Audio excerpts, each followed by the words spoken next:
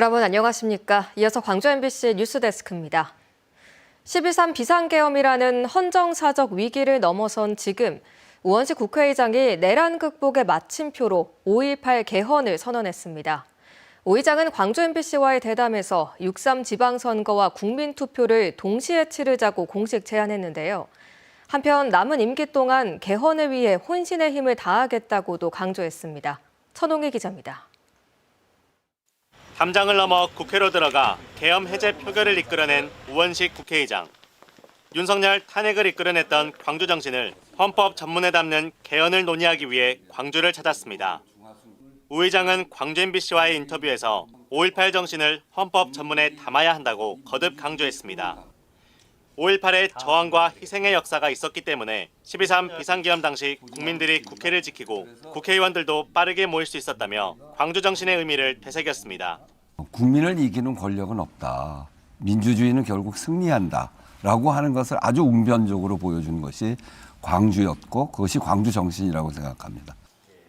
우 의장은 개헌 시기로 오는 6.3 지방선거가 적기라고 했습니다.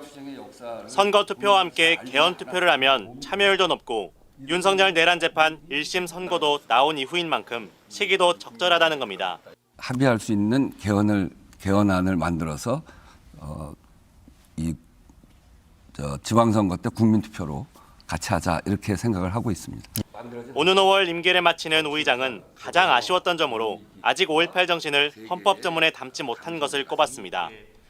그러면서 남은 기간 동안 반드시 개헌을 마무리 짓겠다고 전했습니다. 개헌을 하는 일, 여기에 혼신의 힘을 다하고 있습니다. 그 일이 될 수 있도록 최선의 노력을 다할 거고요. 우 의장 인터뷰는 광주 MBC 뉴스투데이에서 방송되며 유튜브에서 전체 인터뷰를 감상할 수 있습니다. MBC 뉴스 천홍희입니다. 노래 바위섬으로 전 국민의 사랑을 받았던 민중가수 김원중 씨가 아시아 문화중심도시 조성 사업을 이끄는 조성위원장으로 임명됐습니다. 윤석열 정부 이후 명맥이 끊겼던 조성위원회를 복원하고 문화중심도시 조성 사업을 본궤도에 올려야 하는 중책이 맡겨졌습니다. 박소인 기자가 보도합니다.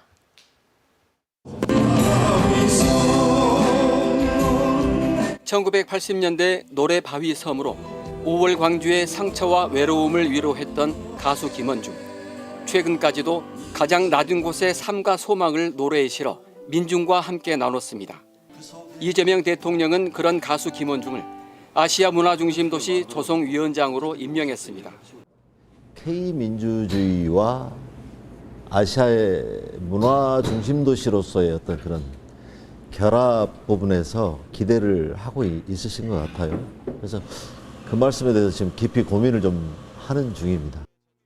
아시아 문화중심도시 조성위원장은 조성 사업의 기본 방향과 종합 계획 등을 심의하는 최고 추진 기구를 이끄는 자리로 지난 윤석열 정부 이후 4년째 공석이었습니다. 김 위원장은 대중과 함께했던 현장 경험이 시민들이 체감하는 문화중심 도시를 만드는 데 밑거름이 될 수 있기를 기대했습니다. 공적 가치를 실현하는 또 좋은 기회가 저한테 된 셈이잖아요.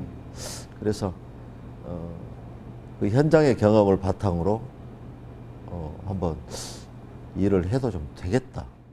조성위원장 임명과 함께 4년째 가동되지 않고 있는 조성위원회를 새로 구성하는 일에도 속도가 필요합니다. 형식적으로는 심의기구지만 문화중심도시 조성 사업을 내실 있게 추진하기 위해 정치적 행정적 역량을 결집하고 발휘해야 하는 핵심 기구입니다. 국책사업인 문화중심도시 조성 사업에 대해 정부의 책임과 역할을 좀 더 분명히 하는 것도 중요합니다. 정부와 광주시가 절반씩 됐던 조성 사업 예산을 정부가 70% 이상 되도록 조정하는 안이 광주 전남 통합특별법 초안에는 있었지만 최종 발의안에는 빠졌습니다. 보건공사가 끝난 전남도청을 누가 어떻게 운영할지 조정하는 것도 조성위원회의 역량이 필요한 일입니다. MBC 뉴스 박수인입니다.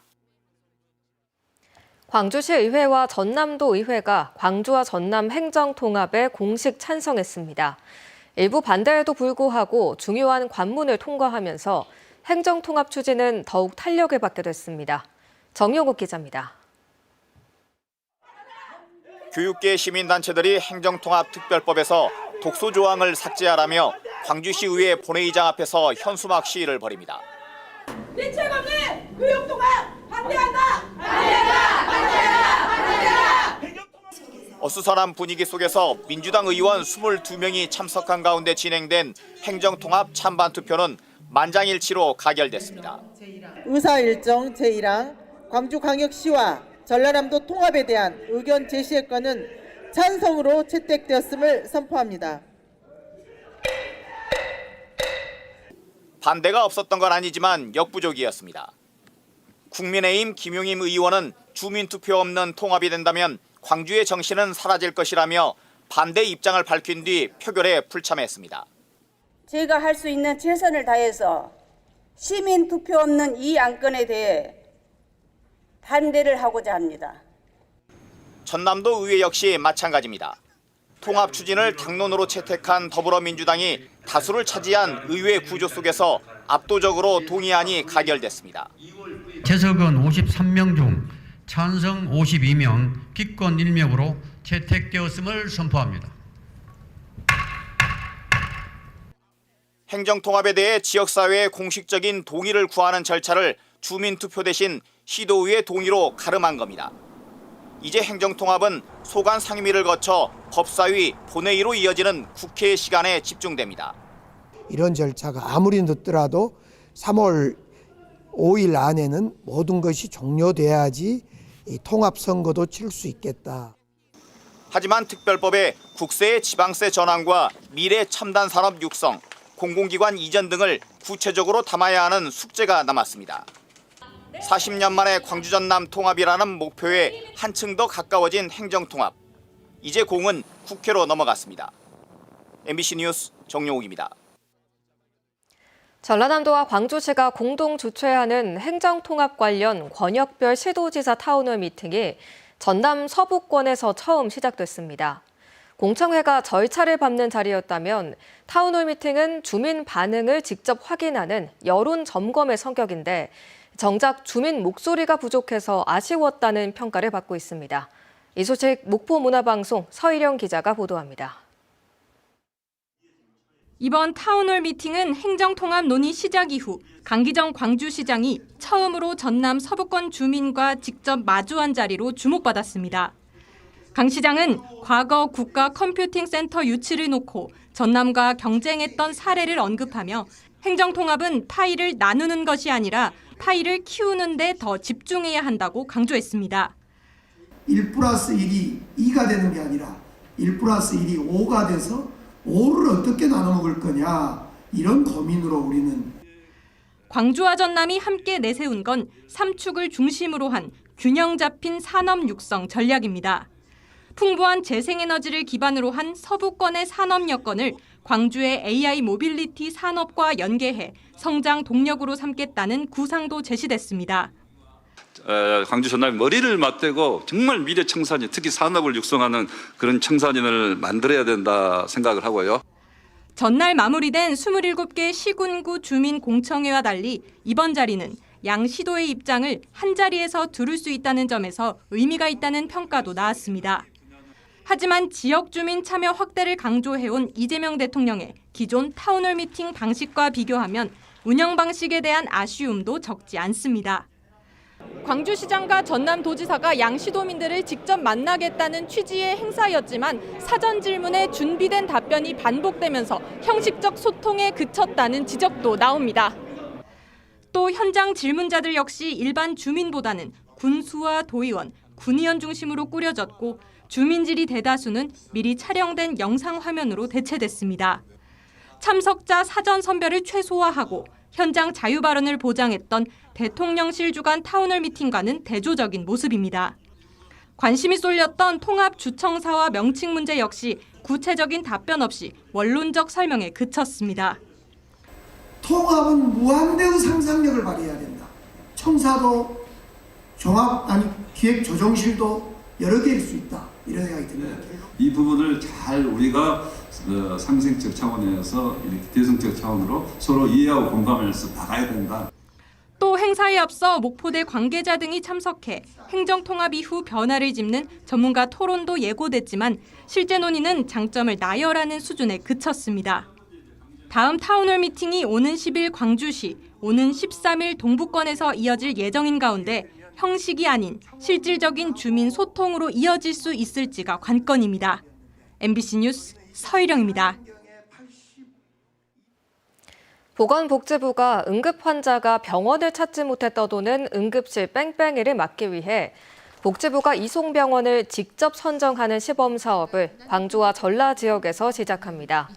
정은경 보건복지부 장관은 오늘 화순 전남대병원에서 열린 간담회에 참석해 이송체계 혁신 방안을 설명하고 지역 지자체 및 응급의료 관계자들과 개선 방향을 논의했습니다. 정 장관은 간담회 직후 고 윤한덕 국립중앙의료원 중앙응급의료센터장의 추모식에도 참석해 지역의 응급의료 체계 구축에 헌신한 고인의 뜻을 기렸습니다. 광주 북구의회는 업무 추진비를 부정하게 사용한 의원에게 해당 금액을 전액 환수하고 엄중히 징계할 수 있는 조항을 새롭게 마련했습니다. 북구의회는 오늘 임시회를 갖고 의원 개인 명의의 성금이나 기부금을 업무 추진비로 결제하는 꼼수 행위를 금지하고 모든 지출의 영수증 제출을 의무화하는 내용의 조례안을 의결했습니다. 업무 추진비 오남용에 대한 실질적인 처벌과 환수 장치를 명문화한 것은 광주 지역 5개 기초의회 중 북구의회가 처음입니다. 광주여대와 남부대, 광주보건대 등 글로벌 오픈 캠퍼스를 조성한 대학들이 성과 공유회를 가졌습니다. 컨소시엄에 참석한 대학들은 지난 1년 동안 지자체, 기업과 협력해 진행한 글로벌 인재 양성 프로그램의 우수 사례를 공유하고 발전 방향 등을 함께 모색하기로 했습니다. 특히 지역 전략 산업과 연계한 맞춤형 교육과정 확대 등을 통해 외국인 유학생을 유치하는 등 협력 모델을 더욱 고도화하기로 했습니다. 2년 넘게 이어져 온 한국에너지공과대학교의 총장 공석 사태가 조만간 마무리될 것으로 보입니다. 한국에너지공대 이사회는 오는 6일 오전 서울에서 이사회를 갖고 총장 선임권을 처리할 예정이라고 밝혔습니다.